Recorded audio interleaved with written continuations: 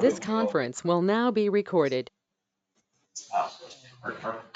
So I've got 9:32, and we will call this regular meeting of the KTMPO Transportation and Planning Policy Board to order at this time, noting that we do have a quorum present.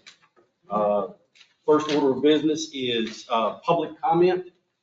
Do we have anyone here in person that would like to address the policy board? Seeing none, anyone online? There are several members online. No one has expressed an interest. Okay, very good. Then we will move on to item number 3 on the agenda, which is the staff updates. You're right. All right. Good morning and welcome, everybody. As you'll see on the screen and in your packet, starting on page 8, we have the upcoming KTMPO meetings. Those are all scheduled for 9:30 here in this room at the SITCOG offices, with the exception of the Bicycle and Pedestrian Advisory Committee that happens at 2:30 p.m. Some other updates I have are KTMPO is going through an audit. At this time, I hopefully will have some type of report back prior to the next policy board meeting. We do have weekly updates that are provided by TxDOT. I think they're in their final stages. We're just trying to provide some additional documentation to them. But when we have that report, we'll be glad to share it with the policy board and TAC as appropriate. Staff attended the TMPO meeting, which is the state MPO association meeting at the end of November. A couple higher level items that were discussed and will continue being discussed at the upcoming March meeting. One was the greenhouse gas performance measures and the formula for determining greenhouse gas in your urbanized areas. There's some concern on that. It looks like we may have to do performance measures for both urbanized areas, the Killeen urbanized area as well as the Temple urbanized area. It's two separate performance measures, but we're not sure on that exactly yet. And we won't hear anything from the state until, do you recall that date, James, when they're gonna? February 1. February 1 is when the state will do their targets, and then we'll have 180 days to adopt ours. The other concern with some of those measures were that they are proposing, and this is, high level, nothing's been set in stone yet, but it looks like the formula they're going to be using doesn't really measure greenhouse gas. It actually, they're using a formula, but based on fuel sales in the region to determine what our greenhouse gas emissions are. My concern with that is, of course, we have some pretty large gas stations, and people from our region are not the only people that they don't, everybody doesn't just come here to get gas and stay in the region forever. It's not Hotel California. So those conversations were happening, and I anticipate we'll have some more discussion on that at the March TMPO meeting and what that looks like. But we will be expected or required to adopt greenhouse gas performance measures within 180 days of the state. At this time, kind of like we've done the safety targets and the other performance measures, it'll probably be recommendation from staff that we follow what the state sets as we kind of determine and work through this process moving forward. The other item that I anticipate will be more contentious at the March meeting is the funding formula for planning dollars. With 3 new TMAs, which are larger MPOs like KTMPO, and 1 new MPO, our planning dollars did not expand. We weren't given more by the federal government, but now we have 3 more TMAs, which get a larger amount of money, as well as the one new MPO that we are going to be required to determine what type of formula needs to be used to allocate those dollars. Like I said, the pot didn't get any bigger, so it looks like our piece may shrink a little. In the discussions, our population did grow, and that's a major that's a major part of the formula that they currently use. And I'm just sharing this because we haven't gone into any of the formula discussions yet, and we won't until the March meeting. But like I said, our population has grown, which I think will help sustain. And then the other thing, just if there are drastic cuts, my thought process and my proposal would probably be that we institute some type of cap, for lack of a better term, a cap, so that if somebody's funding were to be reduced ultimately 20% because of, the new formula, that wouldn't all hit the first year. So they would do some type of tiered reduction. But that's just my thought process. We're a medium-sized MPO. We're provided, we have sufficient dollars. A slight cut probably wouldn't hurt our staffing levels, which is what the PL dollars are for, and plans that we do. But a significant cut would have a major impact on staffing. And as a medium MPO, we can kind of absorb some of that. But some of these smaller MPOs, they only have a staff of one. So, if their funding were to get cut by 20% or whatever that looks like, who knows what it looks like for the other MPOs. But like I said, those are just real high level discussions that are going to be happening at the March meeting. We had some brief discussion about it at the end of November, but I just wanted to let everybody know moving forward that I'll be providing an update on what those conversations look like following those meetings. Yes, sir. On the greenhouse gas effect, I know that the other 2 or 3 of the larger areas, the residents have to pay an additional fee, I think it is, on registration. That I'm not, might correct me if I'm wrong. I thought I saw that. Like in Houston, they have to register a vehicle that also. It's part of the inspection. So I think it's emissions. Oh, their emissions. Yeah. Well, that affect, I think they were affected by the same greenhouse. And I'm not sure yet because it looks to be like some competing legislation with EPA and DOT. And so AMPO is actually working on this as well, which is the national MPO. But for what the state has provided in our recent meeting, that's what they were saying. Thank you. Ryan, when you were referring to the March meeting, are you referring to the March meeting of this body? No, the March Okay, TEMPO, that's what I thought. TEMPO meeting, executive director meeting. A couple other updates that we have, of course, the 2023 KTMPO project call closed. We're going through the scoring processes for that right now. We do have 2 staff administrative amendments. Those are N40-03, which is the Nolanville project, moving the let date from FY23 to FY24 and increasing the CAT $7 by $751,925 for a new total of $2.676766. The new federal amount will be the federal amount of this increase will be $601,541. And we do have the CAT 7 to cover this amount in our funding.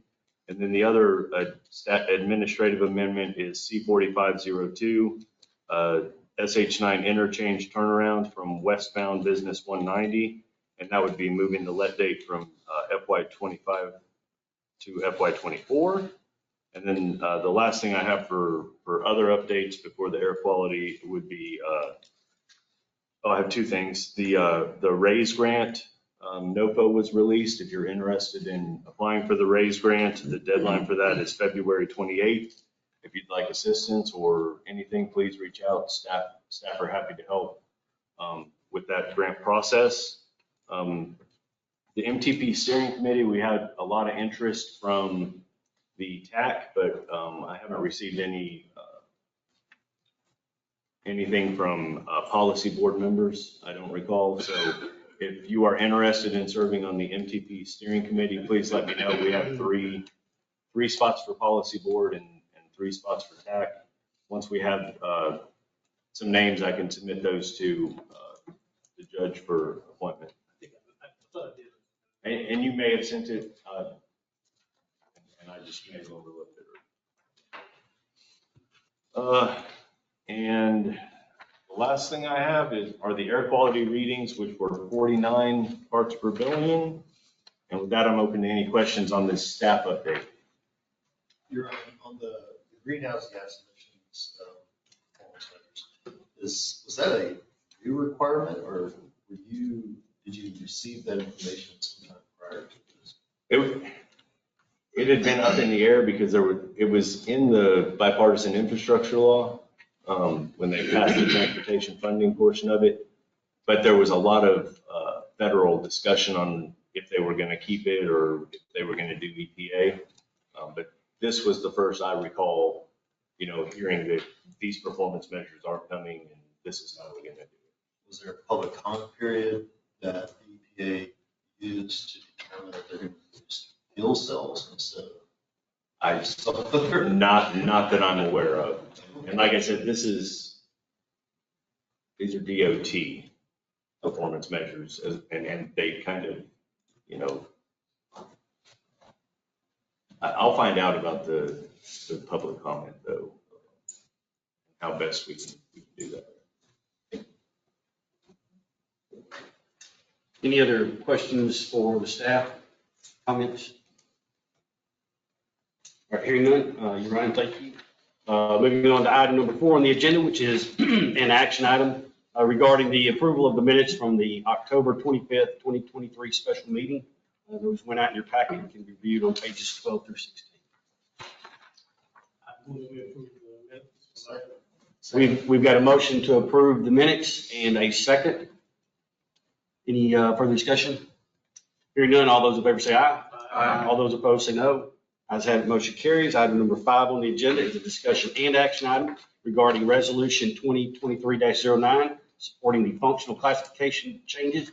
That resolution went out in your packet on pages 18 through 29. James. Thank you, Judge. This is a resolution to change the functional classification for a couple of roadways. Victor and his team at TxDOT reached out to us about this.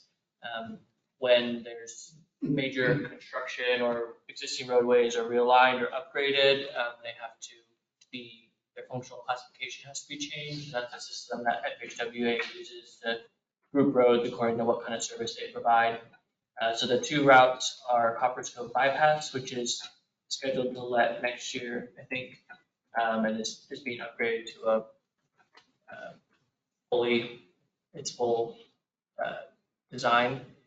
It will be upgraded from a current major arterial, principal arterial to a C2.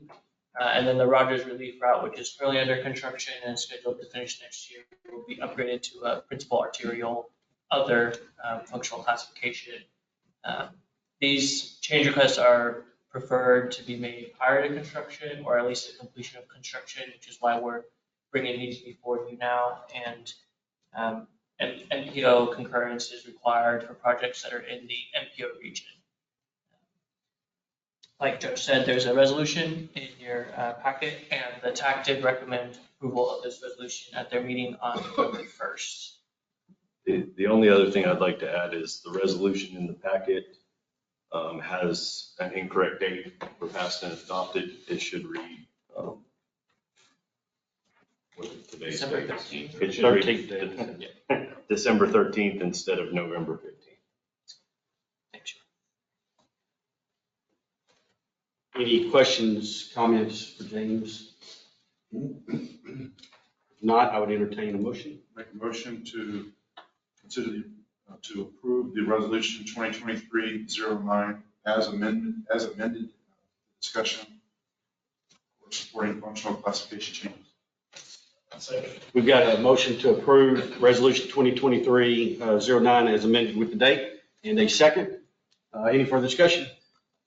Hearing none, all those in favor say aye. Aye. All those opposed say no. Have it, motion carries. Thank you.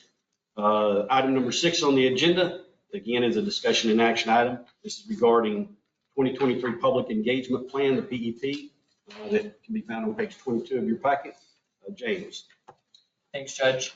So KTMPO has, currently it's called the Public Participation Plan. It just guides how we do public engagement what our requirements are, federal legislation, state legislation, all of that. It was written in 2007, it's been amended a few times, but not majorly, and so it needed a refresh.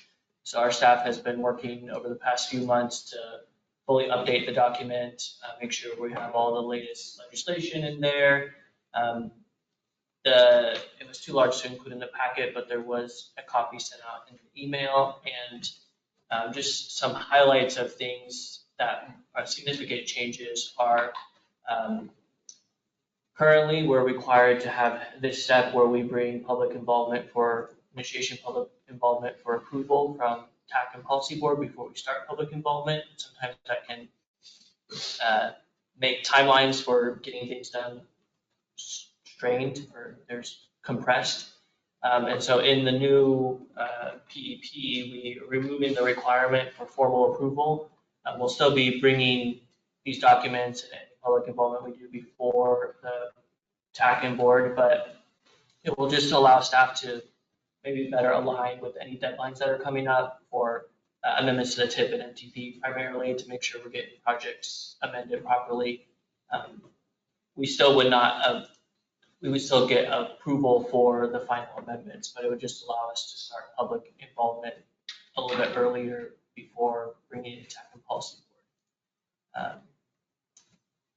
A couple other things, there's a chart in there called the progressive levels of public involvement, which just kind of clarifies different ways that we want to engage with the public, from just informing and sending out information to actually engaging in public meetings or discourse and receiving comment from the public. And then there's a new section for staff to review the effectiveness of our public engagement efforts. So making sure that our outreach is working, and if it's not, that we can tweak it. So those are kind of the main differences, and happy to answer any questions. So with trying to streamline it and allow staff to engage those things sooner, the unintended consequences if the staff were to start engaging in something and whoever the approving group wasn't wanting to approve it, right? So, hey, we can get out there in front of people sooner. And it's like, wait, somebody may say, well, wait a second, why did you do that? Why didn't you let us know you were going to do that? So my question is there a safety valve or something on unintended? Because I don't know the details. I'm just thinking anytime you streamline something, there are unintended consequences. How do you just make sure there's a thumbs up along the way instead of an approval? We have to have a quorum, whatever. So I think our intention as staff is still to go through kind of this process we've been doing where before we go out for public involvement, we'll bring it to TAC, we'll bring it to policy board. There have been some cases where with the statewide TIP amendment cycle, if there's an urgent request from entity of like, hey, we need to make an amendment to a project. Right now, the current system, we have to go to TAC and then policy board, that's 2 weeks, and then 2 weeks of public comment. So it's like a 2-month process basically to get any kind of amendment through. So that's really what we're looking at. And I think. Well, and so I guess what I'm trying to say is those things are sanity checks that, yes, it makes sense, right? Somebody said, but the reason they put in public comments and go into these policy boards, which are also public individuals, is that there are safety steps. And again, I'm not for bureaucracy, but I am for a systematic, I call it due process, to make sure that we don't get ahead of ourselves in trying to fix something, we create a different problem. So I would say the safety check is that staff would still not be able to move forward with any kind of approval without TAC and policy board having at very minimum one look at it. And of course we serve at this body's pleasure. And so there will always be an opportunity to say, no, we don't want that amendment, or we want it changed for some reason. So I'll borrow one of Elon Musk's comments on how to make life better and make fewer meetings, right? And he's got lots of things, maybe taking drugs is part of that. But anyway, but one of the things he says is meetings don't always have to be in person. They can be an email. So what I would suggest is if you're going to short circuit it as far as a formal meeting, you probably don't need to short circuit the communication. So if you've been notified that you're gonna be going forward and that whoever's the approving board is gonna see an amendment that they're gonna change the width of the bridge from 3 lanes to 4 lanes. I don't know what kind of things, is that email goes out and say, hey, that you at least communicate whether there's a formal meeting or not, and then you codify it in the process, just to make sure people know what you're doing, instead of being surprised at the end. It's like, well, but we changed the thing and we don't need to bring you into the end, and we thought this is what you wanted to do. It's like, well, we didn't know you were doing that. I'm not trying to be persnickety, but I've seen this enough times in other things that a year or 2 years down the road, it's like, let's put that back in. So. James, let me ask you a question. Does the change in the PEP policy prohibit you from notifying TAC and Policy Board first and then opening the public comment period? So in contentious persnickety cases, you could still do that in an abundance of caution, being transparent with the TAC and Policy Board members. But if you had something that was time sensitive, like there was a step amendment that needed to get in, and there wasn't the time to do a TAC recommendation and policy board approval, and then we start the comment period, and then we vote to approve the amendment. By that time, the stip deadline is passed. So in case where it's time to look at it, makes sense, this allows you to do that. But if there was a case where it makes more sense to involve the boards, you could still do that, you're just not required to. Is that a true statement? Yeah, I think that was our intention, was just to, in those emergency cases, remove that from being required. And Mary, I see your point. I think we can take a look at it and maybe add something in there about notice when to TAC and Policy Board when we're going out, and see if that will satisfy. Yeah. Because we do provide we provide notice 3 days before for all of our public comment periods. We post in the newspaper for the public's purpose, but we could just easily add in a notice to this board and to TAC to go along with that as part of our process. And additionally, as elected officials, you don't really want to hear from your constituents. Yeah. Hey, what do you got going on here? Yeah. Without being aware of it at all. So I think the intent would definitely be to keep you in the loop, so you're aware.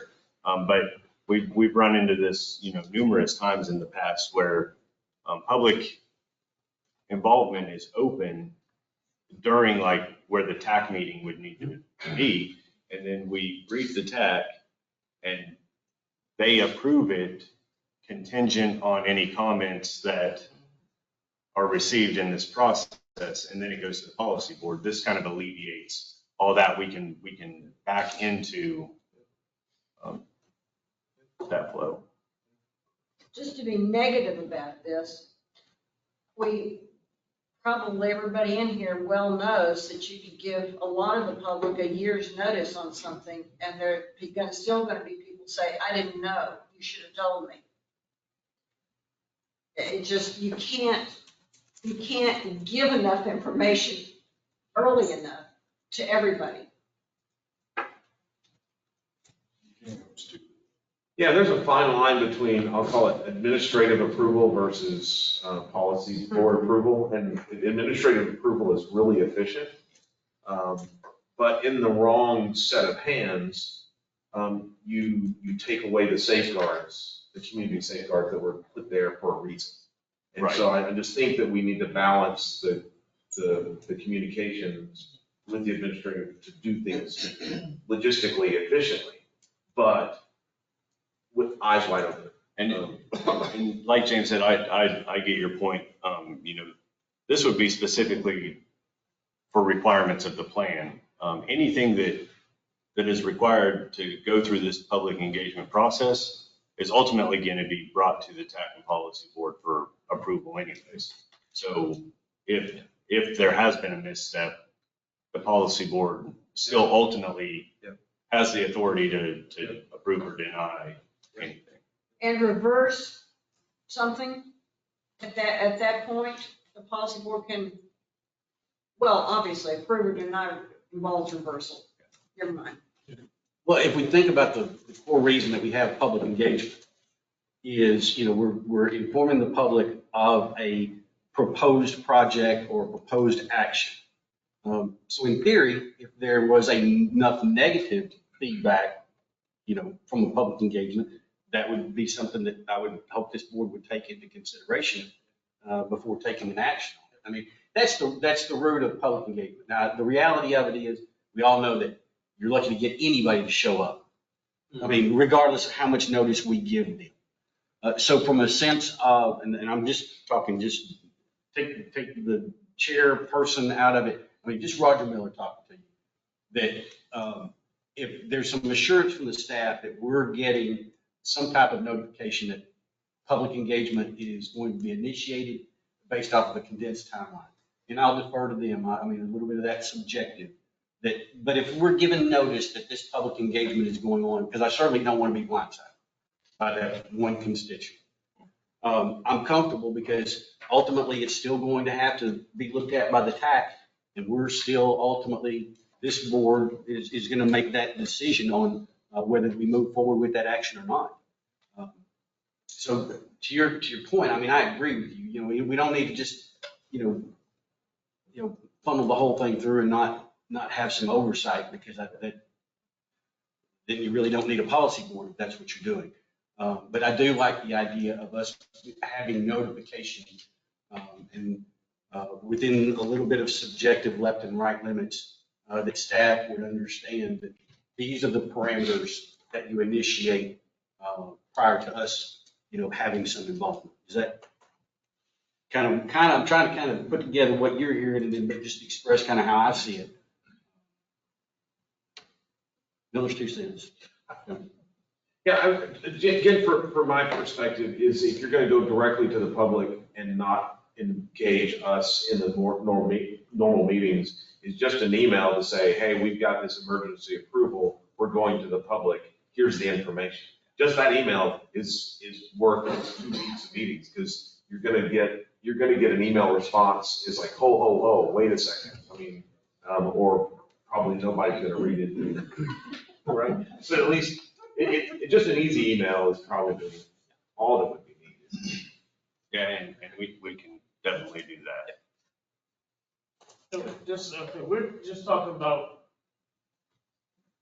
public forums before we make decisions as opposed to after. Correct. In a nutshell. Correct. Yes. We want to do that, don't we? Yeah, this basically just takes out the step of bringing the like come right. to us and tell us what you're going to talk about, and come and tell us what we talked about, so we can talk about it. Well, like right now, we are discussing initiation of the public involvement period for this plan. We wouldn't technically have to bring it to this board. We could initiate the public comment. Because we've authorized you to go ahead and do that. And then any comments received would be brought back to the policy board and an action item to approve or deny or revise the plan accordingly. So, like your schedule, I know I talked to McGill last night. So like Killeen Heights and Noblesville, would you add that when it's come to talk to that area, or would you have to come back and get our approval? No. So the schedule you see on here with the 2 public meetings, that's the minimum amount that we're required. We're more than happy to schedule more. Right, more but meetings. Could you just do that, or do we need to put that in the motion to allow you to amend? No, we can do that because the motion is to consider initiation of public involvement. That would be covered under there. So this is more for informational purposes, and we'll follow up with how many meetings we actually have at the end. So if I think we beat the horse a little bit. I move that we approve the public involvement plan for 2023 PPO. We've got a motion to approve. This is to approve initiation of public involvement Initiation of public. for the public engagement. Thank you. Yes. We've got a motion in a second here. Any further discussion? Hearing none, all those in favor say aye. Aye. All those opposed say no. Ayes have it, motion carries. Thank you. Item number 7 on the agenda is discussion and an action item regarding the approval of a nominee for the small and rural representative on the Technical Advisory Committee. You're right. All right. As you're aware, at the October 25th meeting, there were changes to the bylaws made. One of these revisions was to create a small and rural representative position on the Technical Advisory Committee. And this would be for those jurisdictions in our planning area with a population under 10,000. Each of these jurisdictions could nominate a representative in writing. And in the event that more than one nomination is received, the policy board ultimately makes the selection.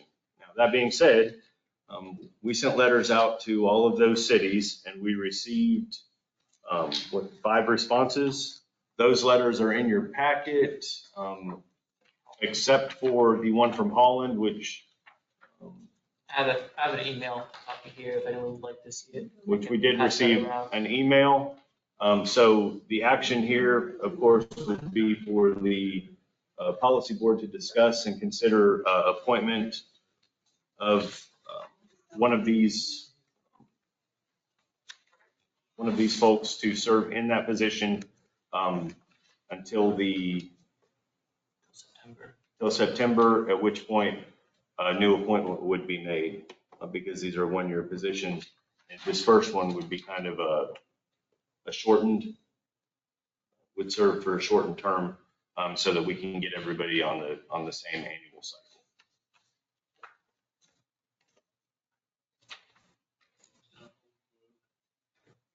And this is not parochial, but I nominate, I'm not in Louisville, but I nominate City of Louisville. They have some items that are coming before us anyway. Okay, we've got, So that's a point, a counterpoint. So the other thing is we've got good representation from Killeen, Parker Heights, Belton, Temple. So we've got a lot of I-35, 14. But those that are like places like Bartlett, we really don't have any voices outside, like Holland and Bartlett, those Rogers, they're outside the main areas that get the largest voices. So I think we should probably represent really rural areas of the county that are primarily farm to market and 36 or something. We withdraw my nomination, not nominate Rogers, City of Rogers. Okay. I think y'all both captured the kind of what has been going through my mind, because I know, even though Nolanville does qualify, they are very intimately connected, with our transportation, and they've got projects. Yeah, and Morgan's Point's similar, like they're nestled between Belton and Temple, and so. So I really looked at, just from my standpoint, more of Bartlett, Rogers, and Holland. And just as a discussion point, I mean, I could flip a coin and wouldn't know really any difference in those, but I think those would best represent, the rural, and start kind of bringing some areas outside of our main focus area into the fold, if you will, so that they can start learning how to develop projects, how they can start utilizing funding that may be available to them. Do we know on the council members versus the city manager as far as longevity? I'd hate for us to nominate a person that their term ends halfway through and they don't run again or they get defeated. Ms. Cantu was recently appointed as city manager in Bartlett. and the TAC can be policy board, but is typically made up of staff. So you would, the city manager would be, so Ms. Cantu, city manager of Bartlett, would be more consistent. Yeah, she is very familiar with municipal processes. She is a highly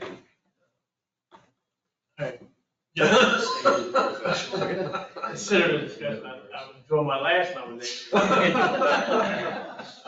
Ms. Cantu. Okay, so the nomination that's currently on the board for discussion is Ms. Cantu. I don't know how we do this, but I'll second that nomination. Okay, all right. No, I think this is, a good way to go about it. I don't think it's gonna be overly formal. But I will open up for discussion. Is there anyone that would like to speak on behalf of any of the other nominees that we have? This is more of a policy question for staff. So he said these are one-year terms for TAC. See, I'm the TAC rep, I'm covering for the mayor today. So this is going to actually impact me a little bit more. Since it's a one-year term, when are you going to solicit nominations to replace that person? And will they be able to succeed themselves, or do they term out after one term or two terms? No, I don't believe there were any type of term limits, but there is an annual appointment that's needed by the policy board for this position. And what's the schedule, the date or scheduling of that? We would have to back into what that looks like because we know that these go through, council / these would all be council. And, some meet once a month, some meet twice a month. So we would have to back into to August. This one, we just really, we sent out following the policy board meeting, received some pretty rapid response back. So the appointments would be made by policy board September. They would start October. So hopefully, this information, the solicitation would probably go out July timeframe to give them time to send it through their processes. Thank you, sir. Okay, any other discussion? All right, so as I understand it, we have a motion to nominate or approve Mrs. Cantu, City Manager of Bartlett, and there was a second to that motion.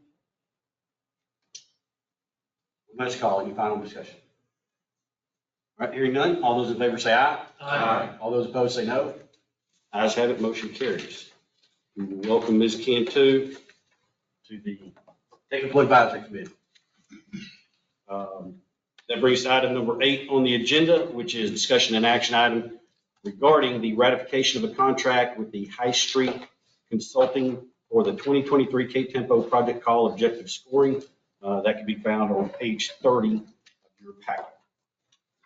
Okay, I'm probably going to botch this all up, so thank goodness James is up here.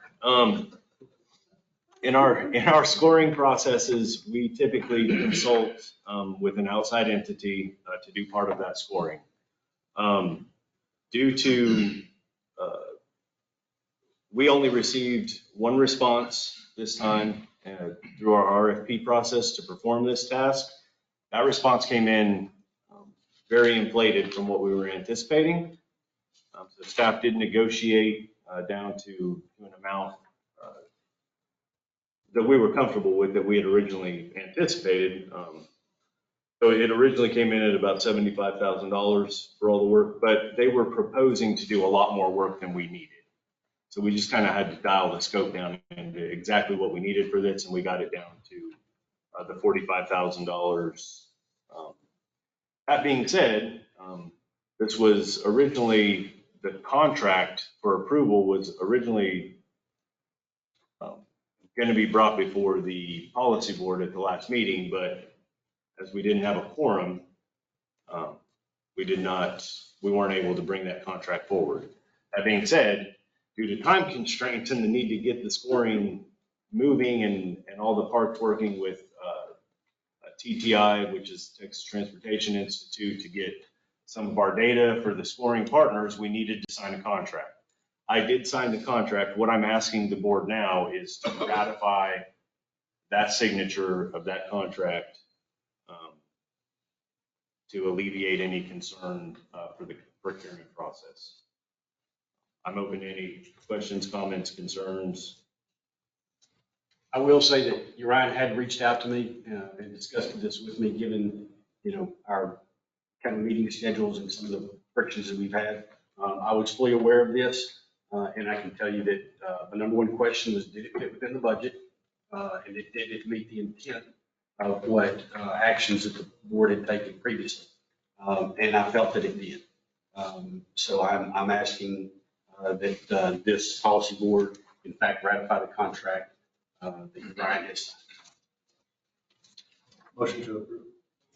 We've got a motion to approve Second that motion. and a second over here. Any further discussion on item number 8?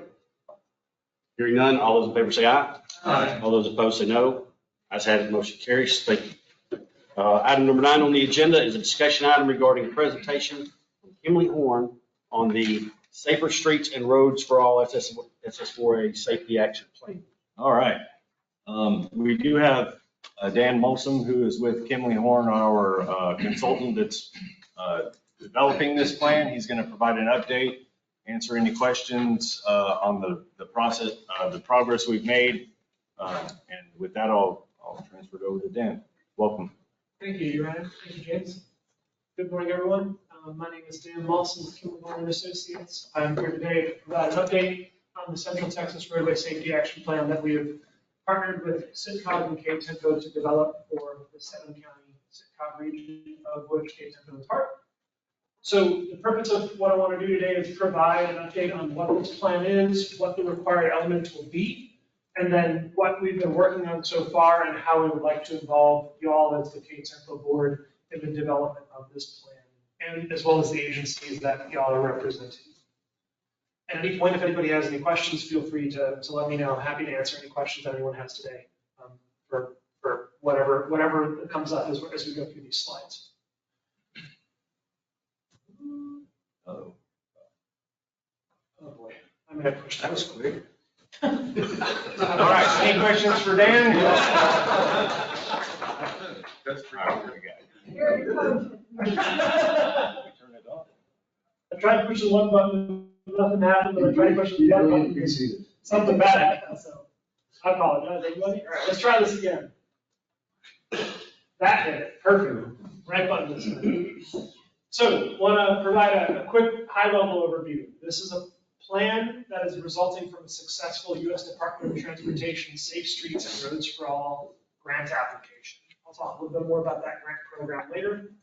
While all roads in the 7-county region are going to be analyzed, the plan focus will be primarily on locally owned roads. And the thought there is that TxDOT has its own robust safety planning process for on-system roads. So we're going to be viewing them as a partner in this plan. We're making sure that we're coordinating with them.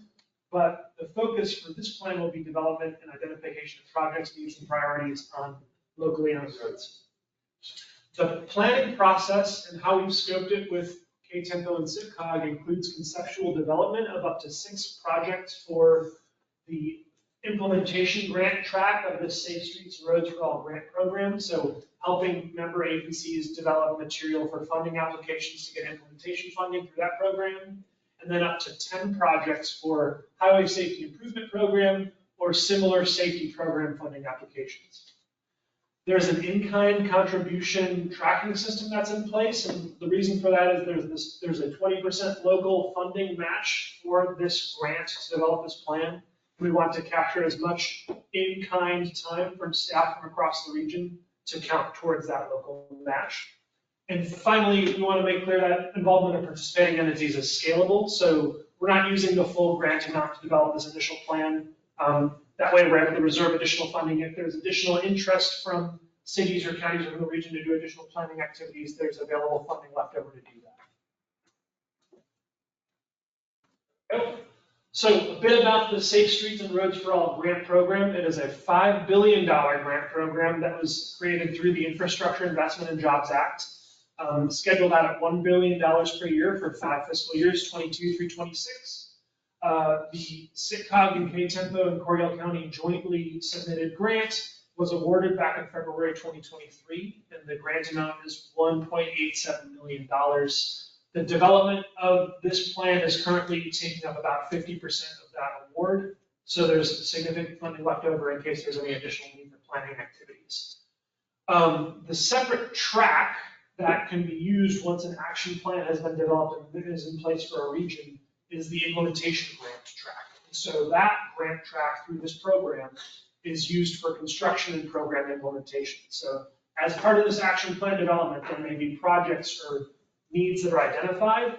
And the idea is that once this plan is in place, individual member entities of the MPO and the COG can go and develop and submit implementation grant applications to get some of those projects funded through this same program, just a separate track. The expected funding range for those projects that are successfully funded through the implementation grant track would be between $2.5 million and $25 million.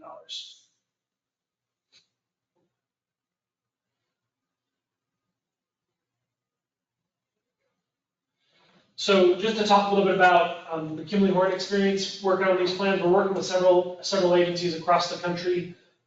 Recently, an example of a recent local entity that won an implementation plan grant, the city of Austin, was awarded a $22.8 million grant. And so their focus, for example, just to kind of talk about what type of programs might be covered, was on intersection safety, pedestrian crossings, investing in roundabouts, and then conducting a citywide lighting study. So those are some examples of different implementation-focused programs that could be funded through an implementation grant. So just wanted to talk, saying we're qualified to support SITCOG and KTMPO with this work. We're doing a lot of this work across the country, and we're looking forward to being a good partner as we continue on this project. A little bit about the guiding principles of the Safe Streets and Roads for All program. The US DOT has adopted what's called the Safe System Approach as the guiding policy that's guiding a lot of their safety planning policy throughout the country. And that safe system approach is built on 6 key principles. One is that death and serious injury on our roads is unacceptable. So a big piece of what the plan that we're going to be developing on is it's focused on reducing and one day eliminating fatal and serious injury crashes. So we're not necessarily looking at eliminating all crashes. We're focusing on those crashes that result in fatalities and serious injuries. We need to acknowledge that humans make mistakes, that no driver or no user of the transportation system, a pedestrian, a cyclist, is going to be perfect. And we also need to acknowledge that humans are vulnerable, that there is an upper limit. If a human is involved in a crash, there's an upper limit to what their body can sustain before a serious injury or a fatality will occur. The 4th principle is that responsibility is shared, that all members have a responsibility in roadway safety, from the transportation users and citizens up to the policymakers, up to elected officials. The 5th guiding principle is that safety is proactive. There's a desire not to just do what we call chasing crashes. We don't want to just go and where, oh, there's a crash that pops up here, a crash that pops up here. Let's go and let's fix whatever happened there. We want to identify, ideally, what those needs are and make improvements before those crashes happen so that they do not happen. And then finally, redundancy is crucial. So the idea is that you have multiple safeguards in place along the road so that if one safeguard fails, there are other safeguards in place to prevent the worst possible outcomes from happening. The safety action plan that we are developing for the COG and the MPO, and that we are developing with everyone in partnership with them, has 8 required components. The leadership commitment and goal setting components, the first one, I'll talk a little bit more about that in a minute, and I'll hopefully have a little bit of discussion with this group here. As part of this plan, there needs to be a formalized policy commitment from the regional governing board of an eventual elimination or significant reduction of roadway fatalities and serious injuries. There's a planning structure, a safety task force that will be meeting for the first time tomorrow that is charged with overseeing the development of the plan, and then once the plan is developed, overseeing the implementation of the plan's recommendations. There's a comprehensive safety analysis that is being conducted right now, looking at crash data as well as input from other sources of TxDOT data to identify where those highest risk locations are and what those recurring types or causes of crashes tend to be in the region. There's a significant engagement and collaboration component, so we are scoped to complete up to 16 public engagement activities, and we've already completed 4 of those with pop-up events in Harker Heights, San Saba, Cameron, and Temple. There is a significant equity consideration component as part of this grant, and that idea is that we want to be considering equity as we do our analysis to identify and prioritize projects to make sure that there are projects that are prioritized for all potential benefactors across the region, citizens of across the entire region, not just the citizens or not just the part of the regions that have the most opportunity already. There's a policy and process change and strategy and project selection components to the final recommendations in the plan. So we'll be looking at location-specific recommendations, but also general policy and process changes at the city, county, or regional level. And then finally, once that plan is complete, there's a requirement that there is a way to make transparent the recommendations that are there and then to track progress. So as part of this plan, we're going to be identifying performance measures that we want to track. And then that planning structure, that task force will be charged with tracking progress as the plan is implemented.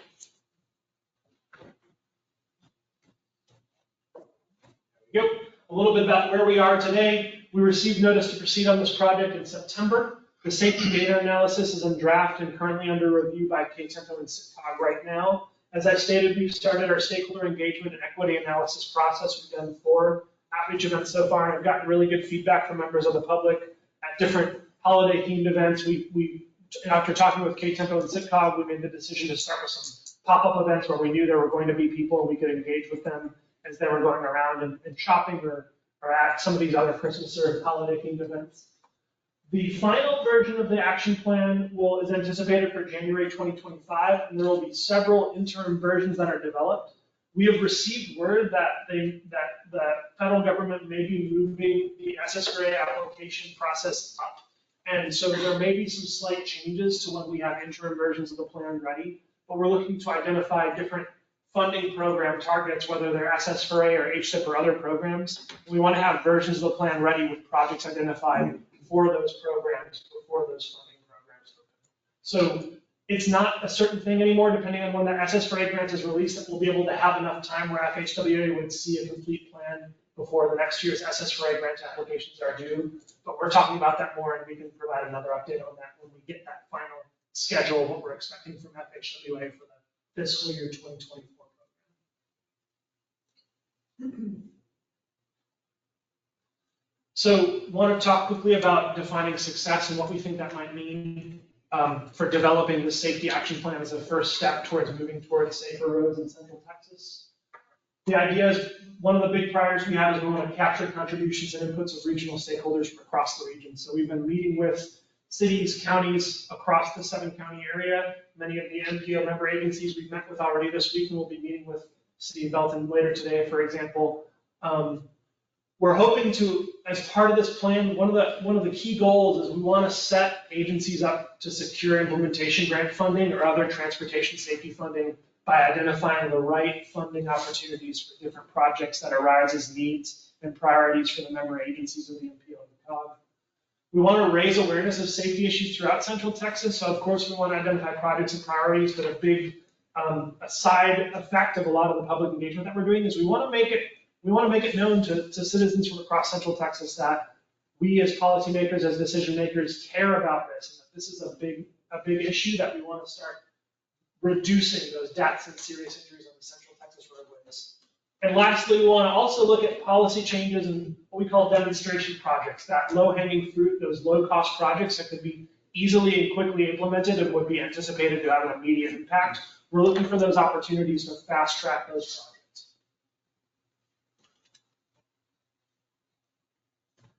A little bit about the recently completed and upcoming activities. We recently completed our Central Texas Safe Streets for All Summit. That was on November 6th here at this location, where we had regional leaders come in from across the region to give us some initial direction on how we develop this plan and give us some initial feedback on where we've seen issues.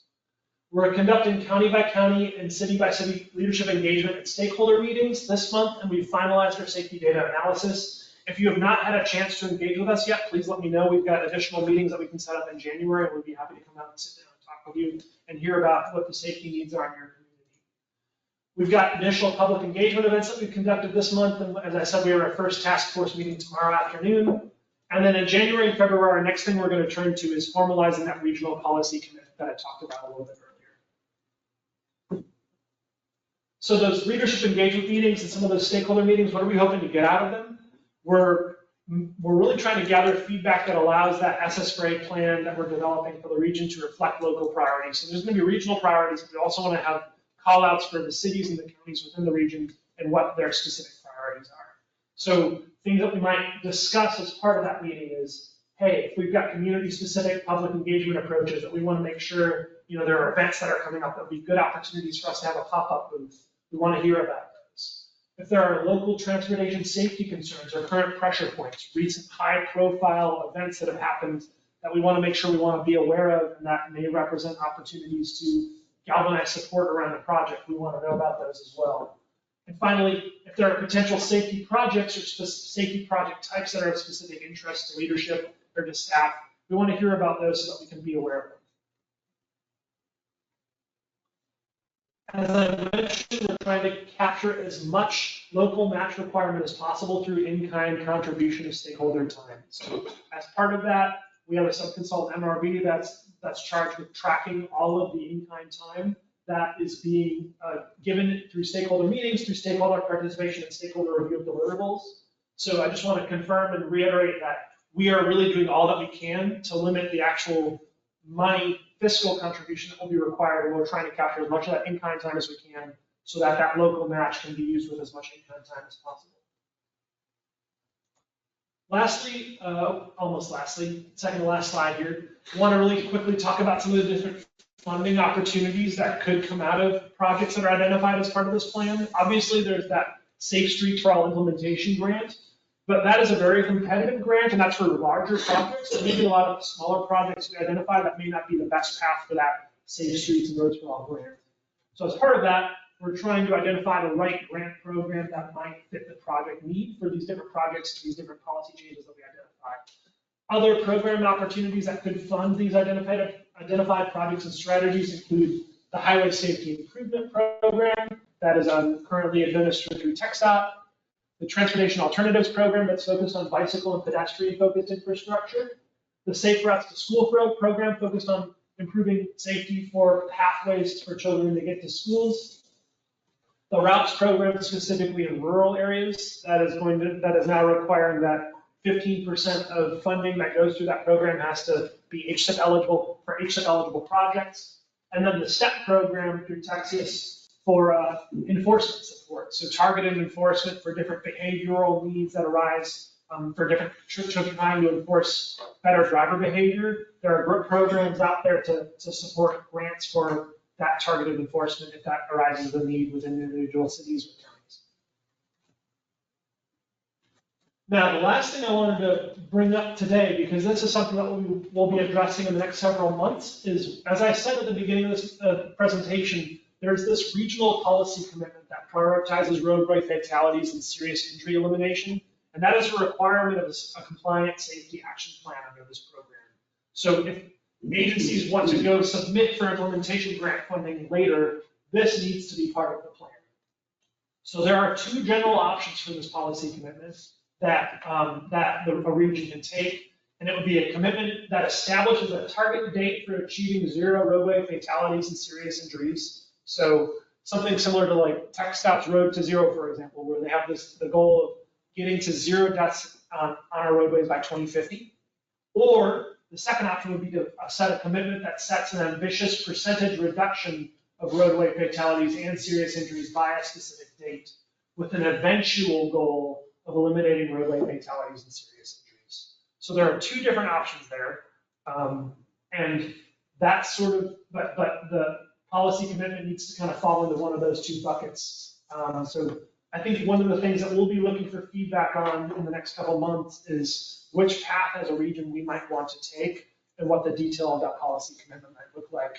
And there are a lot of good resources out there from other cities that have developed Vision Zero action plans, other regions that have developed a Road to Zero commitment. So we can prepare some of that language for the board's review or for policymakers' review and input. So at that point, I think I'll wrap up there.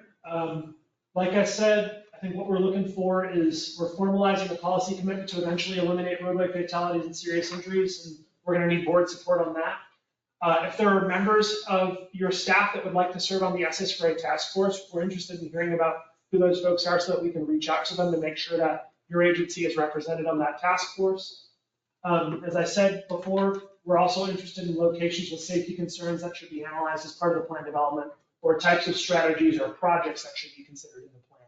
So we're open ears on those as well. So I snuck in one extra slide that I forgot about, but at that point, I'll pause now, and I'm happy to answer any questions from members of the board on this plan or entertain any suggestions as well. Ron, I have a question or a thought addressed, I guess, to Ryan and Roger. Is this a point where we should reach out to Myra Cantu of Bartlett and at least inform her of this existence? since we've now suggested she be part of this process with the rural, what's it called? Small and rural representative? I think it's overall as part of the regional plan, she should be made aware because, I mean, it's going to cover, all of Bell County and Milam County. I mean, it's a regional plan. Right. So regardless of what her capacity is, she should have some visibility that this is going on. If not, then certainly as a SITCOG and KTMPO elements, we need to make sure that all of those entities are aware that this is a program that we're engaged in. But to your point, I'll make sure that we do reach out to her, make sure she's aware. That's really what I meant.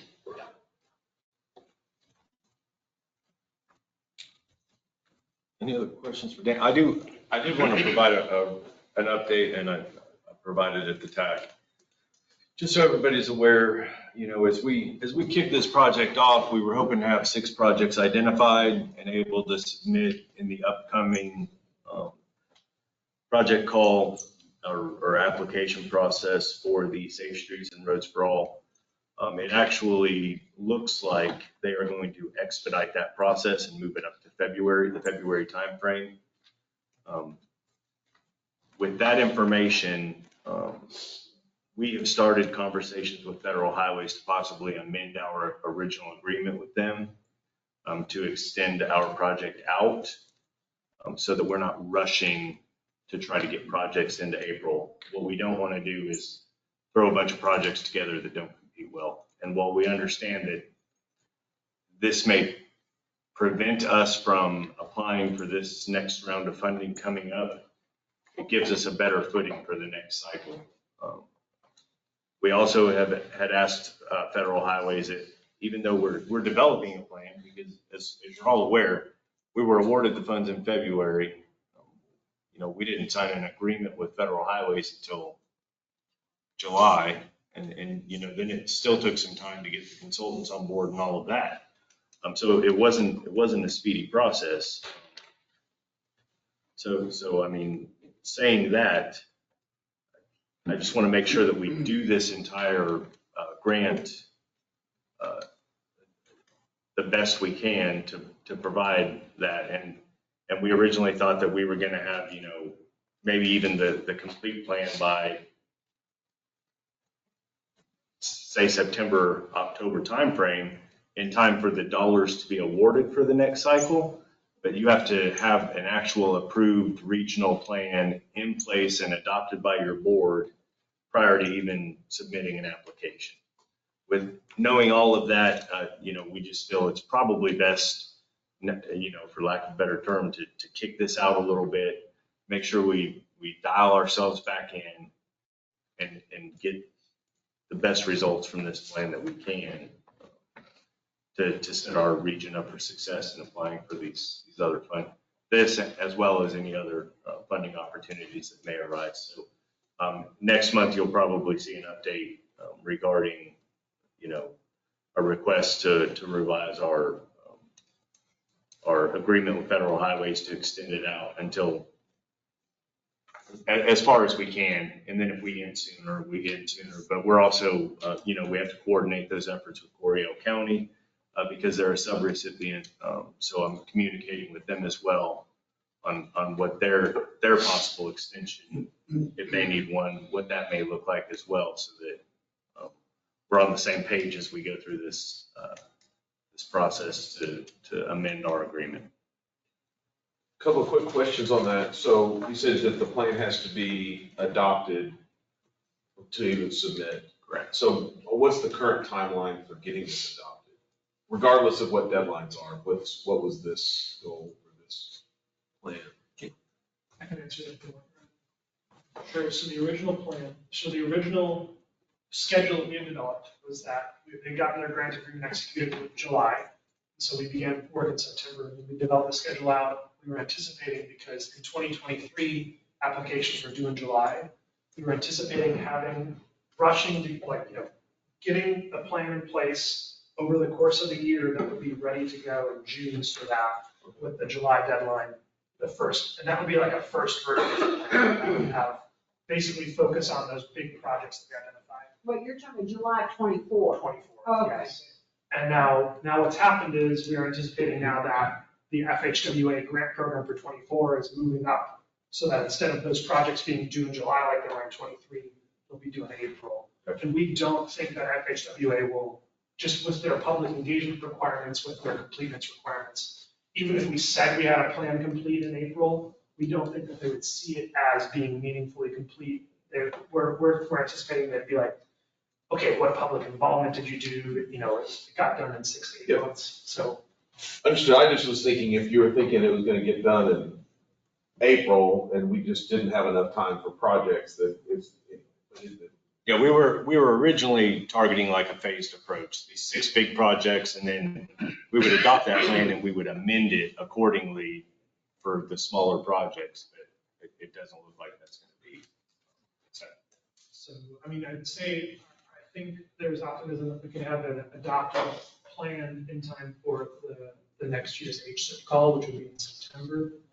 And then would have a full plan that has everything identified by early 2025 in time for the fiscal year 2025 Safe Streets for All project call. That's what we would anticipate now. Any other questions? Oh, yes. I was just hoping that you would describe some of the, like, just to humanize our public engagement events a little bit and describe the type of interactions that happen there. Sure. Because that excites me, I'd like everyone else to hear about it. I think it's been a really, we've seen an approach that's really successful. We're talking about public engagement strategy. When we kicked this plan off, we were thinking of doing some, project-specific events in the evenings, weekday evenings. But what we tried to do to get the word out first is what we call pop-up events. So we were at Sensata Economic Capital Trade Days alongside vendors there, talking with folks that were walking by. We were out at the city of Cameron's Christmas celebration, in between a kettle corn vendor and a holiday vendor there. Again, talking with folks, just getting input, having maps, giving out hot chocolate, getting just honest feedback from people on where they see challenges. We did a fantastic event in Temple as part of the very special Christmas held at the Salmons Community Center, where we were getting input from families with children with learning disabilities, other special needs, just to, again, cover that equity component, trying to hear from those groups that are often don't have as big of a voice in the public engagement process. We're in Harker Heights at Frost Fest, again, among vendors, talking with folks, just getting their local input, and got great feedback from everywhere from Nolanville over to Killeen, because that event drew folks from several different towns. In partnership with Anita and Callie, who were there helping us out over those past few weeks at those events, was really, really happy to get that. And I think we're looking to identify similar events, especially as we get into the summer with a lot of the summer festivals going on around the region. We'd be interested in hearing from y'all if there are good opportunities for us to set up booths alongside vendors to get the input from a lot of those folks that will come out to those festivals.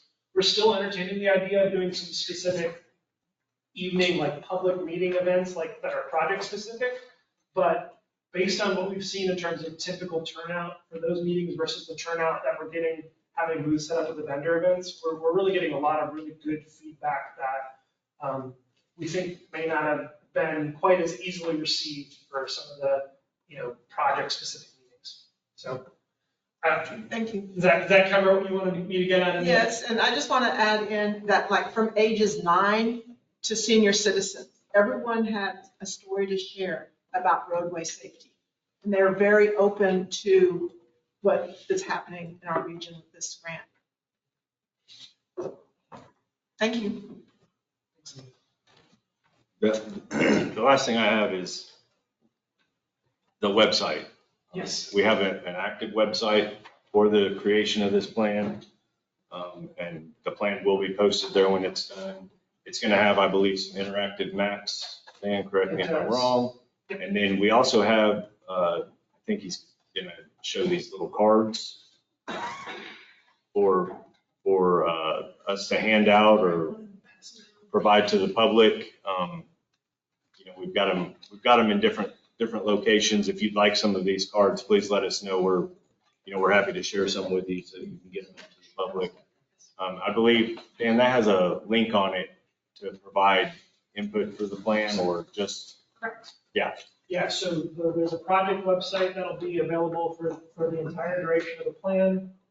It's available via that QR code, or you can just type it into your URL, ssmurraycentraltexas.org. On that website, there's information about upcoming public engagement events. There's background on the plan. Similar to what we had built for KTMPO, the safety dashboard for the KTMPO region, there's a region-wide, SITCOG region-wide safety dashboard available there. Also, a survey as well as a interactive map where members of the public can leave their comments where they see safety needs or safety ideas. So we've got these project business cards. If anybody would like additional quantities of these to like leave at a city office or something like that, please let me know. I can leave a stack with you to take back, and I'll get you all of these in just a second as well. Thank you for reminding me about that website. I appreciate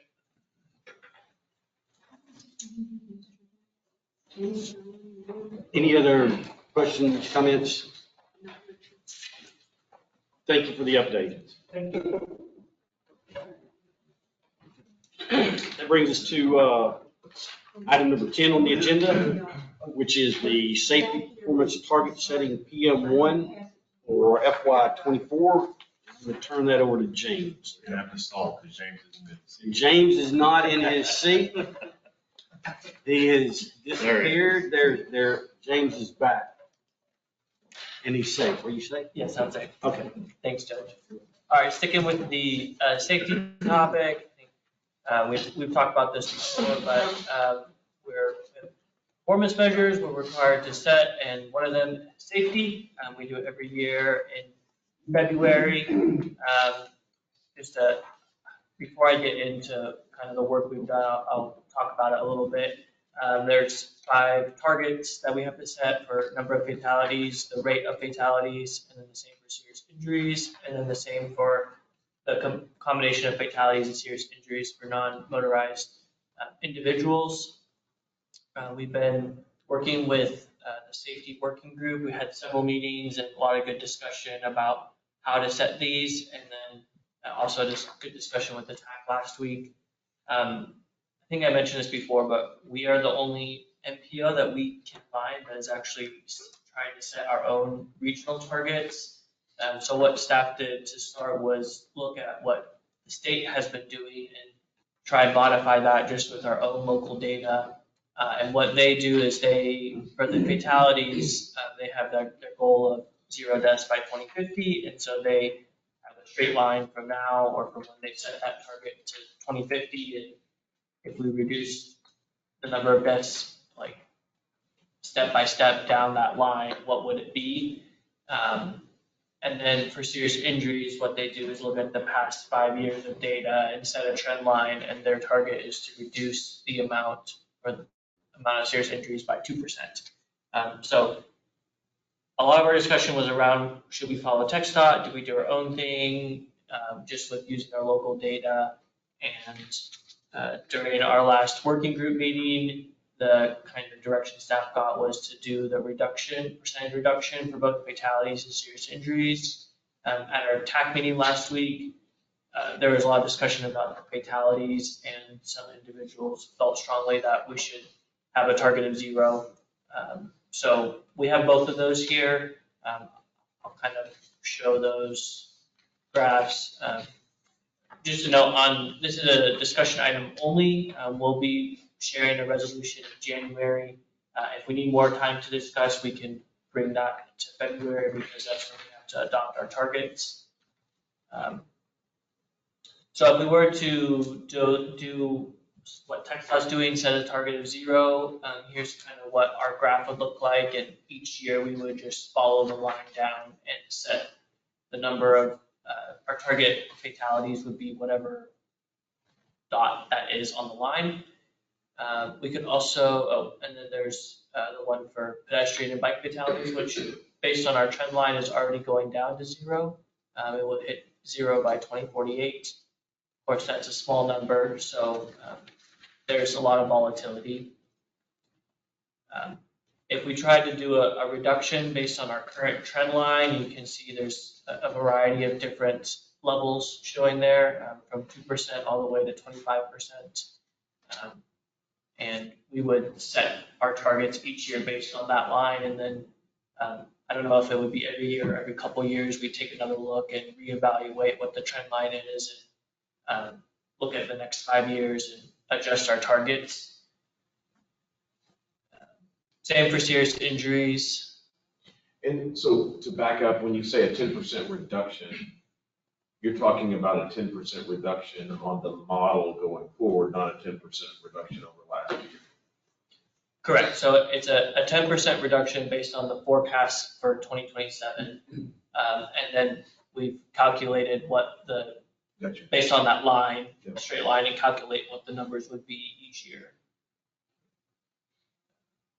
And then here it is for the bike and ped fatalities and serious injuries. Unfortunately, for just the fatalities for bike and ped, it's going down, but if you combine them, the trend line goes up, and the same for all of our others, which is not what we want to see. There was a lot of talk at our TAC meeting about, this is our first year doing this, so we're gonna try and set a baseline, but we'll be back next year with reevaluation and making sure we're tracking this data and seeing how we can do better each year. I think for staff, what we need some input on is whether we do the reduction for fatalities or the 0 by 2050 or whatever other year we want to select. That's kind of the two options we're looking at right now. James, do these forecasts take into consideration the growth rate of Bell County overall? Like, we're looking at forecasts, from census data, 10%, we're growing that fast. So obviously, as you get more and more people, even if your predicting trends going down, that many more people, you're going to have more accidents because you got more people. Right.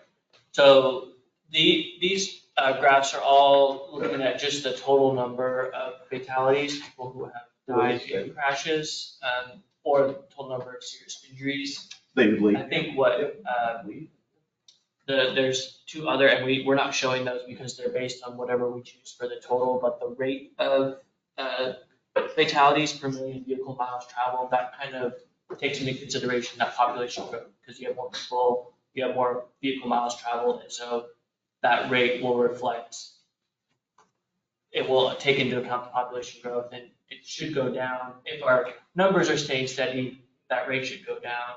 If our numbers are increasing, that rate will probably increase. That's sort of the one factor we have at FHWA was trying to take into account changes in population. We didn't talk about it in TAC, but it resonated with me as we had the SS4A.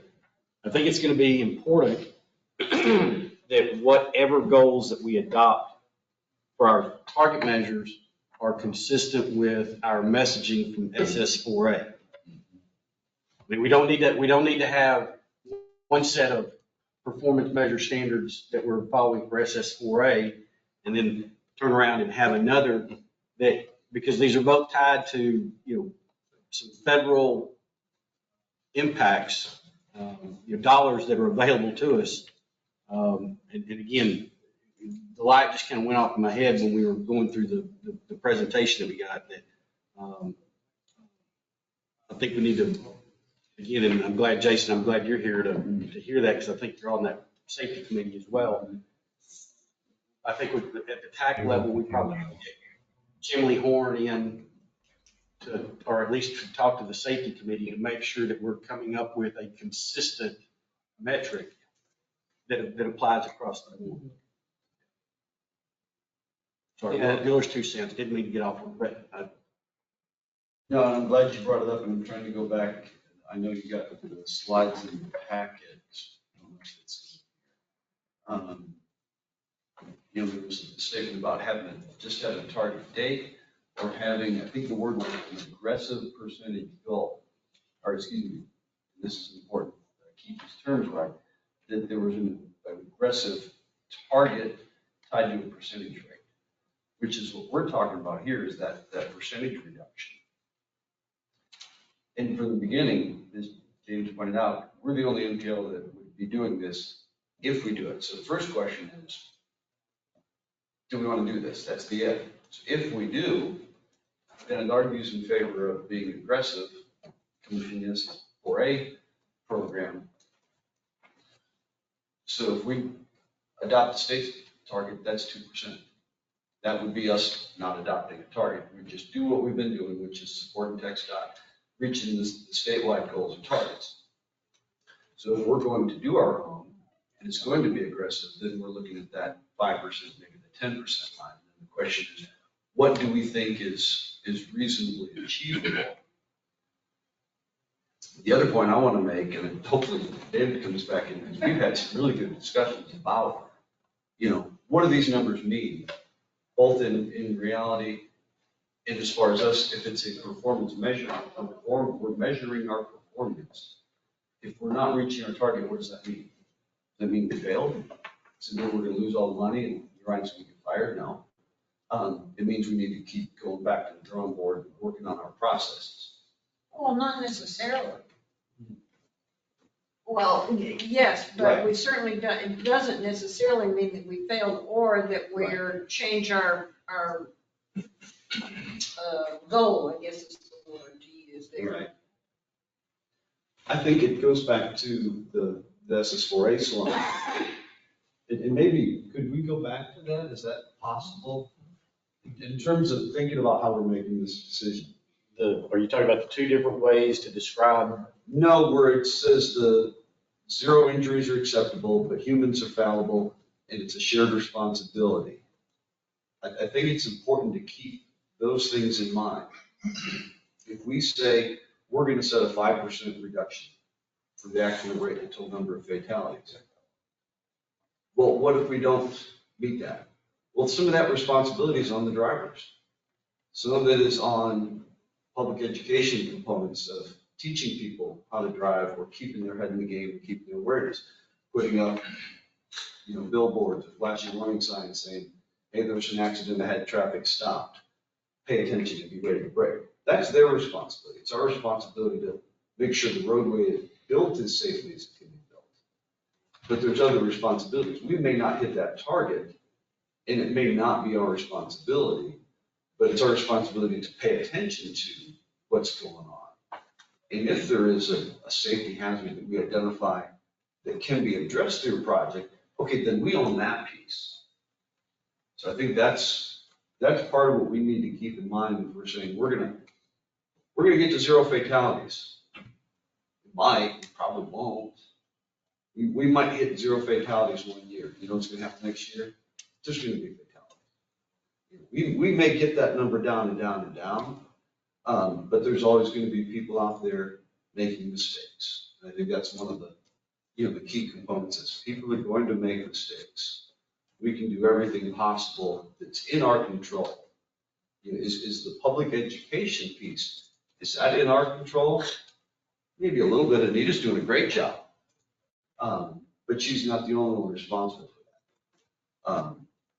TxDOT's looking at the road, the condition. Our engineering department is looking at the roads, the planning department. We're thinking about this. So there's all that shared responsibility.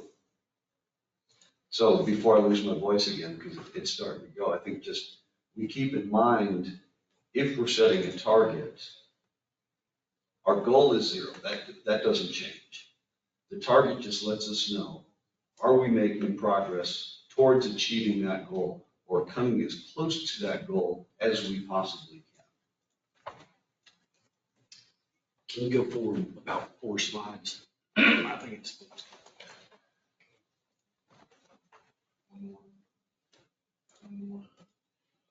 One more. That's it. That's the one. This ambitious. The 2 general options, this comment, that's what I kind of honed in on as far as like the common messaging. So from whatever we adopt under the safety performance standards needs to be consistent with this regional policy commitment. And I'm not saying, don't get me wrong, I'm not saying I'm proposing any way of doing that right now. That's way above. That's why we hired smart people like Jason and Kimley Horn. We've got to meld those, because what I don't want to do is some application for implementation in the future, 3-4 years down the road. Somebody at Federal Highways questioned it because we've got one set of messaging under this policy and another set of messaging, under our, so that's kind of what I was trying to draw the conclusion to. We really have to start with this, I think, and make everything else blend to that, to whatever choice we choose. It seems like. I've got something, just to add, I think the key difference between those two pieces is the time scale, right? Here, generally, this is hey, where are we going to try to get to longer term? Whereas when we're looking at the performance measures, we're setting those targets for the next year. That's correct, James? Yeah, that being said, I do think since we kind of have this and we're doing this at the same time, and we're kind of looking, I mean, if we want to set a goal of 0 deaths by a certain date, then that should be reflected in our target, which is what you were getting at, Judge. So I think we're kind of in that place of, at least if we want to do that, we need to go down that route and just commit to that. Or are we going to go more the percentage reduction route and commit to that with an eventual goal of 0? Either, whatever way we choose. I think we have to kind of have a fork in the road and got to go one direction. And maybe 5 years from now, we can reevaluate if we do the ambitious percentage, but we're doing the road to 0. You kind of set that and you got to go for that from here now. And I think the point I was trying to make with that is if we figure out what this looks like, you can almost plot out for the next 5 years what the target should be, and then reassess as you need to each year to see if those targets need to adjust based on how we actually did. So this can kind of be used as a guide for that year-by-year planning, but I agree, Judge, that there should be good interlock between those two. But just for everyone's benefit, it's like, this is definitely a longer term.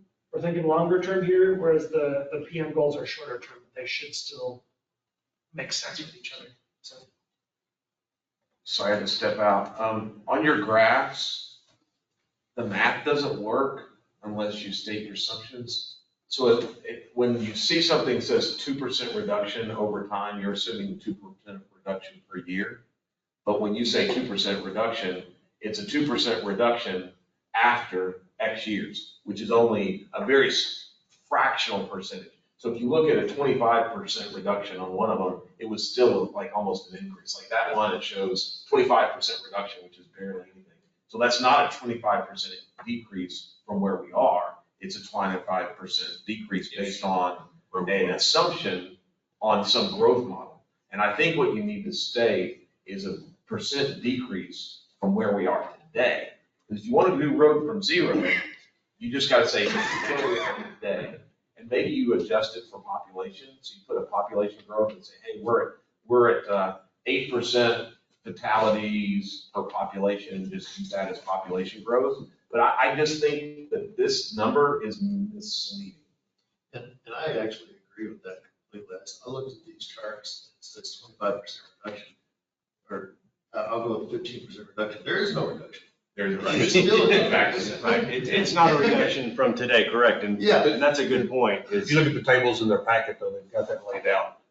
Right, but that reduction is not. I mean, it explains why it looks the way it does. Yeah. Like, it's not disagreeing with you, I'm just saying. Well, we make fun of Washington DC saying that we have a decrease when you actually increase your taxes. It's like, but we decrease your taxes. Like, no, you increase. No, we decrease it from what it could have been. It's like, that's not a decrease. It's like, they published data last week about the CPI, the consumer price increase, or the consumer price index. And they're showing the graph that it was going up and up and up in 21, 22. And now the CPI is going down, which is good news. But if you look at it, what's telling you is that the rate of price increases is decreasing. So it's still going up. It's just not going up as fast. And I think that's what we're trying to say here. We want to slow the rate that fatalities are rising.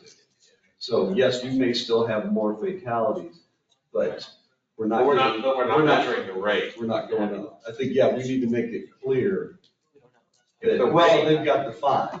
There's the number and there's the BMT rate as well. They just graph that one. Anyway, Judge, I'm actually in agreement with the idea that the SS4 goals is what we as a region should be adopting.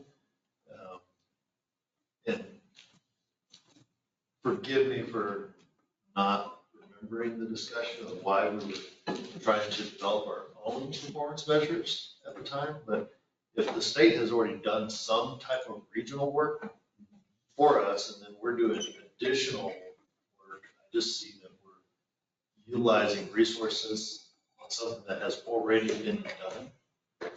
Whether we agree with it or not, I think that can be the discussion. But since we have a grant to help develop this, let the grant do it.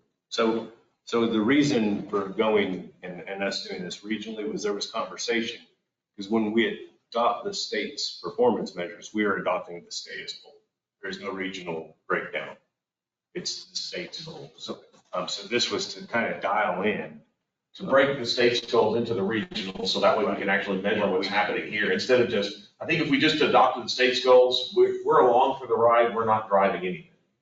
I think so, it's not that we're trying to create more work, it's just we're trying to do the things we can do. I mean, if we don't care, I hate, that's super callous to say, but if we really don't care about what happens regionally, I think you just go with the state's goals and let life happen the way it is. If we really care what happens regionally, I think we need to put some things where we can actually match an input to an outcome. And I'd also like to remind everybody, while we have these charts up here, this is the first year. This is our first stab at it. Next year, we may have additional information. We may say, wow, we really tanked that, we really drove that into the ditch. We just don't know, because this is the first year that we've done it, and we haven't had really anybody to bounce this type of methodology off of, because we're trailblazing in our regions. I think we have a professional over there in the corner that Yeah. can help guide us in that. As part of this, we're scoped to help build consensus on what this commitment looks like. So please let staff know what y'all need, and they will direct us on how we can support. Just be sure to talk with Jason a lot, because Jason's like, Well, and I've thought about this a lot from when I was at the MPO, the staff, and now it's the planning side. I'm going to respectfully disagree with the mayor to say that we're adopting the state targets, we're just along for the ride. We've been incorporating safety analysis into our project selection for as long as I've been here. We've looked at the fatality rate, we've looked at the injury rate, and when we score the projects, we say, okay, what's the rate on that road segment? Is it higher or lower than the average? And then in the subjective scoring, there's also the TAC can look at it and say, do I agree that this project is going to improve safety? And you can score that project accordingly. So we are doing something about it. I think the question is, it's an important question to ask. How does our safety scoring with our project selection and prioritization, how does that tie to these targets? Well, and my point is not that we haven't done anything, it's just you measure what you manage, and you manage what you measure. And by measuring it, we're now, while you're doing that, you now see what the outcome is. You've been talking about the input, these are the selection criteria for the input. Well, what's the output? Well, the state gives us a number. Did we impact that number or not? And we don't know. So that's just. That's the question I'm asking. How do we tie the project development process to that feedback? And then the suggestion I made at TAC was similar to what we've done with the congestion management process. We started with that baseline in the CMP that's been updated a couple of times and it's assessed the degree of congestion. Then we went back and looked at where projects were put in and is there a measurable improvement in delay or congestion? And the answer was most of the time, yes, but there was a couple of times the answer was no. And then if you look at the area, okay, what has changed in that same time? There was something that changed, so maybe it changed the assumptions. But the important is we're paying attention. I think with this, back to the first question, should this MPO adopt our own performance targets? If we do that, I'll backtrack. whether we adopt these targets or not, we just stay with this. We need to have a continuous monitoring process to look at, not the statewide crash average, which is what our scoring process does now. What's our regional fatality average for that VMT? How does that map to our roadways? What does the hotspot analysis look like? And then get even more targeted. Is it speeding related crashes? Intersection crashes? Is it drunk or distracted driving? That gets into your strategy, but the important part is the process that we're monitoring. Well, after we do the projects, did it have a measurable impact? I think that's what you're trying to say. Well, I'd say, well, it's one step more than just monitoring, because you could say, okay, what do I weigh every day? Well, who cares? Well, you could put it on the, do you have a goal? And so I think, and what we started with before this was, in order to get these projects and get this program that we're doing here, the Safe Streets, is we have to have a goal to zero or a significant percentage decrease. You have to have a goal for that. So if we have to have a goal, and we're saying we want to measure, that's what we're doing here, a goal with measure. Which we're saying we're doing anyway, right? Although I enjoyed good discussion, I think we kind of, The dead horse? We go around. well, I think we're just kind of starting to get centric to just a couple of things real, and the intent of this was, just an update regarding where we were with performance measures. But my takeaway from it, just at the very base of it, regardless of whether we're saying it's zero or it's an aggressive, that SS4A needs to be tied into our current messaging, whatever we pick, whatever the board decide at some point. And so I would ask that staff engage Kimley Horn and our safety committee so that we can get that sync. Because if we get it synchronized on the front end, I think it's going to save us a lot of time on the back. So are we comfortable wrapping up item number 10 at that point? Everybody good? Okay. All right. Good. Then we'll move on to item number 11, which is a discussion item regarding an update on the possible MPO boundary expansions. Ryan, My favorite topic. you just throw it out there. So everybody buckle in. I actually spoke with TxDOT twice yesterday on this exact subject. We spoke with Brownwood District briefly. They reiterated some of their concerns about the funding and the need to see what funding possibly looks like for projects up there. They're not really worried about anything except projects they have currently funded through the UTP cycle. And then I got a message from TxDOT in Austin saying that they are actually working on getting those numbers put together, and we'll be able to provide those to us in the future. After all this time, those are the conversations I've had. Like I said, Brownwood was still very much, the Brownwood District was still very much in agreement that it would be beneficial for the MPO boundary to be over there, especially for planning activities when it comes to 281 corridor and 183 up into land passes and all of that. And we haven't spoken with the Waco district recently on this, but they're aware that we're still trying to talk with TxDOT. I believe TxDOT is going to try to facilitate a meeting between KTMPO staff with the Brownwood and Waco districts, as well as TPMP down in Austin, once they have those numbers, so we can have some additional discussions. That's my update. Any questions? Thank you, Ryan. We'll move on to item number 12, which is a discussion item regarding the TxDOT updates on the major construction projects within KTMPO. And turn it over to Mike Williams. Mike Williams. Mike Williams. Michael Williams. Morning, everyone. For those of you that don't know me, I'm Mike Gates. I'm the area engineer in the Belton area office for TxDOT. So I'm going to be talking a little bit this morning about the projects that we're doing in Bell County. every time that we do a presentation, we talk about the end of the street. As I'm sure everybody knows, last time we had Deathless Day in the state of Texas was November 7th of 2000. So it's been over 23 years now. Everything that we do is to try to fix that problem. So our first project, I know everyone in here is probably familiar with this. This is our State Route 121 widening project. The biggest update on it is that the traffic switch that we had been talking about in previous updates, it occurred just recently. I believe it was early in November. So we now have traffic in a new configuration.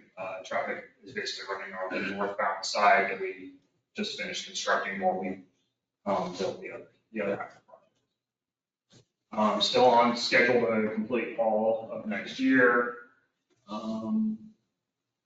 Pictures. So this was right before we did the traffic switch. So you can see we paved, striped. We were just finishing some bridge and other small kind of punch list type stuff before we did the traffic switch. Obviously, when we switch traffic, we don't want to have to come back and do more work after we move traffic over.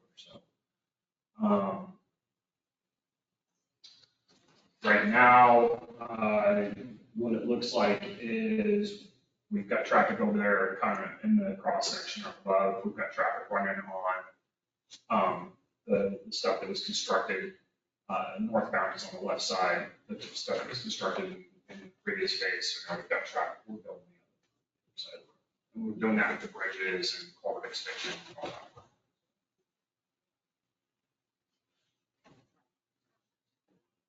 So the next projects we're going to talk about is our I-14 projects in Norrisville and Belton.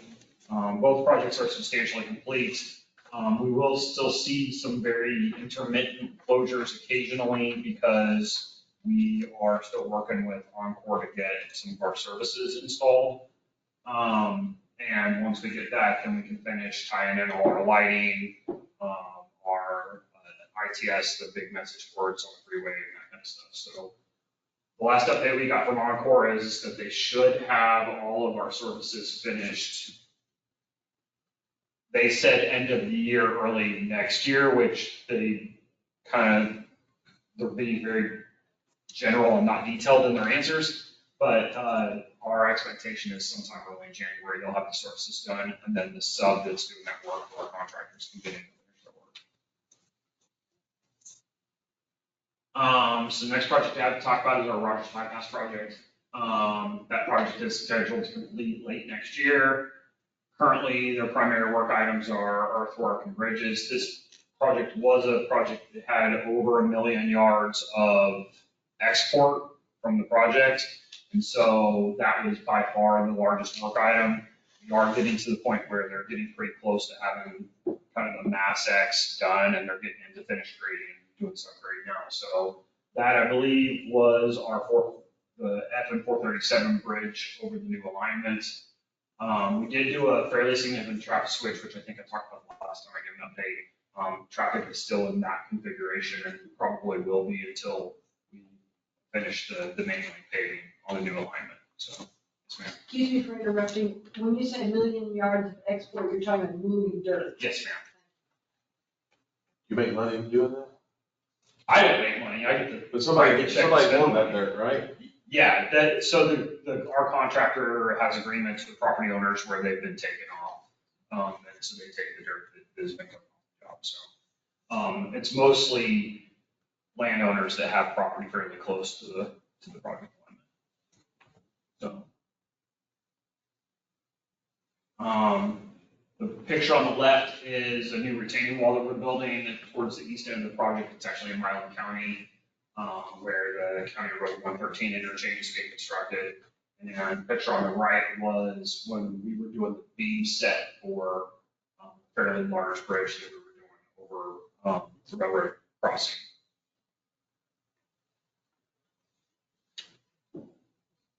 Okay, so the next project that we have is our FN 2410 rehab project. It's in Harker Heights.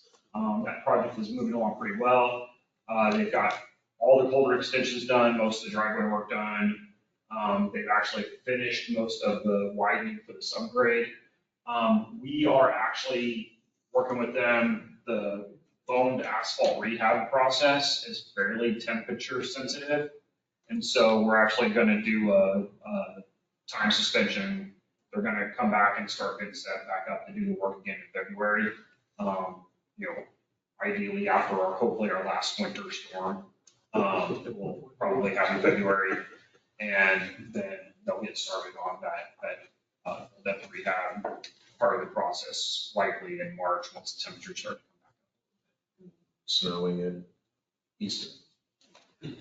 We always do. Huge, remember that huge snowstorm in Easter? Yeah, and obviously it can still happen and we'll deal with it if it does, but we had another project we did on 2115 where they were trying to do this, a similar process to this through kind of the winter months, and they kept running into delays, and getting production one day a week or one day every 2 weeks is not a good way to do it. We don't end up with as good a product when we do work that way. So, next project I have is our State Highway 95 bridge replacement project. We are replacing 4 bridges on 95. They are at Dars, Kathy, Reynolds, and Willow Creeks. One of them is south of Holland, the other 3 are the next 3 crossings north of Holland. That project is still on schedule to finish summer 2025. We're doing phased half construction, so it's kind of like 8 small projects in it. And in order to try to speed that up a little bit, we have allowed them to do work on 2 bridges at a time. The crossing at Willow Creek is almost done. I've got some pictures of it. And so we're expecting to be able to switch traffic onto it in the next couple weeks, hopefully. And when we do that, we'll be able to start running 2-way traffic on it again. We won't have to have it closed to one-way signals. That'll help there with traffic, and obviously they'll start the other half of that bridge when we finish that. Kathy Creek, I believe, last I heard, we had drilled shafts for the new columns, and they were doing sort of forming up some of the vent caps and button caps on Kathy Creek. So probably we'll be sitting meetings on that sometime in January. This is a picture of Willow Creek. They were doing the work to get ready to do the new bridge railing. You can kind of see the guys up there working, setting the steel and stuff before they start building the forms for the bridge railings. But you can see it's got the new columns, new beams. So making good progress on this project. Our 2 medium barrier projects, so I'll talk about the one that we just finished. So we have finished the project on 190 East Temple through Heidenhammer and out towards kind of the beginning of a Rogers bypass project. That project is done. We are in the final stages of closing that one out. Contractor. Our I-14 project is ongoing. They should be pouring concrete for the rail foundation for that project this week. They started. They were doing steel last week. So they are on track to finish probably a little bit ahead of schedule on that one. So those projects are moving along really well. Unfortunately, I didn't have any pictures of that one. What was the estimated completion date for the I-14 project? The barrier project, I believe that it's like May, June. It does have a lane closure on it right now, so it is impacting traffic a little bit. But it's moving forward really well. We did have an disincentive on that one for the completion date, so they have a pretty significant reason to try to get it finished on time. So. Next bridge is a rehab bridge on West Central here in Belton. That is a historic bridge. We are doing mostly small repair. We are doing the replacing the rail along the north side of the bridge where the sidewalk is. That project is going well. We do expect to be completely done with it by summer, although they're making really good progress. It may actually start seeing some of it get opened up again a little before that. We are trying, we've had some challenges with the sidewalk that runs under it. It's closed right now. We're trying to find ways to change that to an intermittent closure because we've given some feedback from community about having that sidewalk. So, Yeah, at night when nobody's there, people are using the sidewalk. Yeah, When people are there, they don't use it. For And it's- runners? Runners and walkers, there's a lot of ducks and people feed the ducks. And Yes, for kids and sure. playgrounds. Anyway, as you can imagine, wayfinding is easier when you're in sneakers. when you can your own path. When you can walk in the grass. So we are trying to get that. Obviously, we were working over the top of it as we're doing this stuff to the bridge. So we are trying to change that from a full closure to an intermittent closure when they're only closing when they actually absolutely have to be there. So. Let's see. So 95 Turnlings project. This project just started. They have started doing culvert extensions in preparation for the widening. This was a project that was designed by the city of Temple. But we took on the letting and we let it and are delivering it right now. We started, like I said, we started time charges basically the week after the Thanksgiving holiday. Expect it to be about a 6-month project. So far, things are going relatively well. Not experiencing any significant challenges.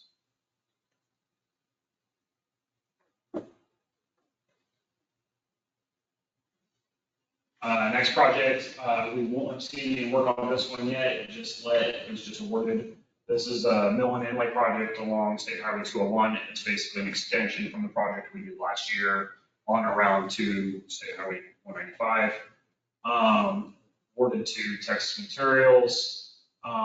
We have done a time suspension with them until again, mid to late February. Because we're putting down some major decks, so matrix asphalt is fairly sensitive to temperatures. So they should be starting up with the milling probably towards the end of February. And we're gonna mill the whole project off and then come back and place all the asphalt. We tend to get better products when we do it that way. And so they'll probably be starting to place next to the second half of March. That one, project duration is approximately.